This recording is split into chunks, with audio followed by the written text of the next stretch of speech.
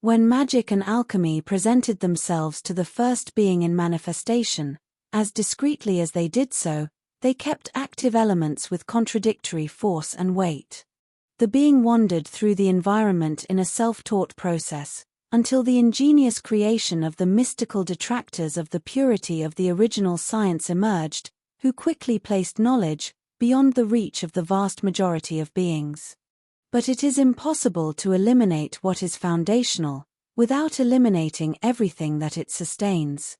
And this is the science that explains things, for it exists before the beginning of things. A science that has never ceased to be available. The detractors created the connecting elements that place the being in so-called realities, which are in fact not realities, but only the fundamental concept that sustains appearances. What the being calls consciousness is not consciousness, as these connecting elements are what is interpreted as consciousness. Another thing the being does in this superficiality is to seek the location of consciousness, for it still does not realize that consciousness is already what the being is. Finding the place of consciousness is finding the being, and finding the being is finding the place of consciousness.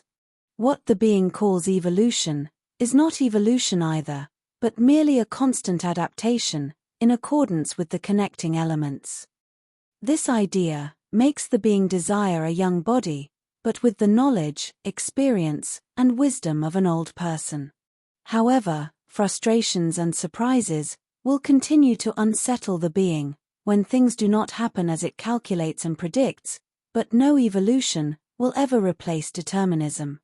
The manifested being, therefore, will continue to follow the flow and accompany events, for, since everything is already determined, no one will alter the events and, consequently, contrary to impositions and concepts, no one will be right or wrong. In passing, the book records that existence is what exists before what we call existence, and that what we call existence is merely a hiccup of the eternal. In this treatise, the path of the fool is not a common path.